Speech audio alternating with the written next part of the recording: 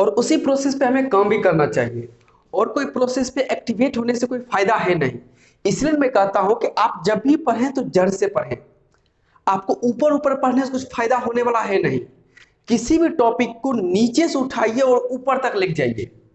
यदि कोई स्टूडेंट्स या कोई भी जो इंग्लिश को लर्न करना चाहता है, अब हो सकता है कि कोई कॉम्पिटिटिव एग्जाम्स की तैयारी कर रहे हैं, हो सकता है कोई अपने आप को बेहतर बनाने के लिए इंग्लिश की तैयारी कर रहे हैं, क्योंकि इंग्लिश एक लैंग्वेज नहीं है, मतलब सॉरी, इंग्लिश कोई सब्जेक्ट नहीं है, इंग्लिश एक लैंग्वेज है। जिस प्रकार से हम हिंदी बोलना जानते हैं, या कोई उर्दू बोलना जानते हैं, या कोई कोई भी और भाषा बोलना जानते हैं, उसी प्रकार से हम लोगों को इंग्लिश भाषा भी सीखनी चाहिए। भाषा सीखने में कोई बुराई नहीं है।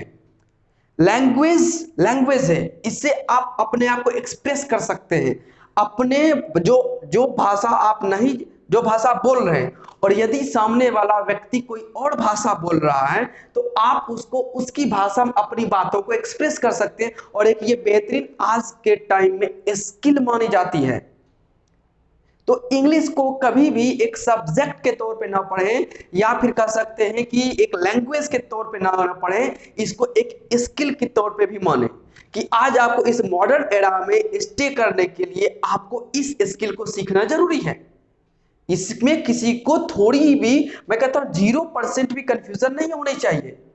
इंग्लिश को इसलिए नहीं सीखना चाहिए कि आज के कॉम्पिटिटिव एग्जाम्स में ये जरूरी होते हैं, इसलिए भी सीखना चाहिए कि आज की यह एक लैंग्वेज है, ग्लोबल लैंग्वेज है ये, और एक ग्लोबल स्किल के तौर पे आज ये रखी जाती है सबके सामने। इसलिए मैं जो बैच ऑर्गेनाइज करता हूं, या जो मैं बैच स्टार्ट करता हूं, उस बैच में कभी भी कॉम्पिटिटिव एग्जाम्स की बात नहीं करता हूं, क्योंकि कॉम्पिटिटिव एग्जाम्स जो है, इंग्लिश एक स्किल या लैंग्वेज के सामने बहुत छोटी सी बात होती है। इंग्लिश एक स्किल के तौर पर, इंग्लिश एक लैंग्वेज के तौर पे बहुत बड़ा है, और कॉम्पिटिटिव एग्जाम्स उस लेवल में बहुत छोटा है, उसका कोई कंपैरिजन नहीं है।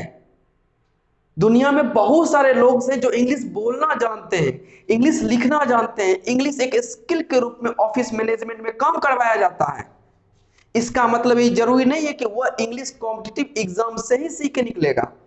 जो कॉम्पिटिटिव एग्जाम्स की तैयारी करते हैं वो अपना करें, वो सीखें, लेकिन जो नहीं करना चाहते हैं, जिनका एम कॉम्पिटिटिव एग्जाम से अलग है, वो एक लैंग्वेज के रूप में इंग्लिश को सीखें, एक स्किल के रूप में इंग्लिश को सीखें, कि आप अपने आप को एक्सप्रेस कर सकते हो, बेहतर कर सकते हो, अपने सोसाइटी में मतलब अपने आप को बेहतर दिखा सकते हो। आपसे अलग जो लोग हैं, जो आपकी भाषा हिंदी नहीं जानती है, जो इंग्लिश जान रही है, उनसे आप कांटेक्ट कर सकते हैं, उनसे आप बात कर सकते हैं, चैट कर सकते हैं, एक्सपीरियंस ले सकते हैं। बेहतरीन बुक्स जो इंग्लिश में लिखी जा चुकी है या जा रही है, उसको आप पढ़ सकते हैं और अपने जीवन में उतार सकते हैं। इसलिए मैं बार बार आप लोगों को भी कहता हूं कि इंग्लिश सिर्फ कॉम्पिटिटिव एग्जाम्स के लिए ही नहीं पढ़नी चाहिए।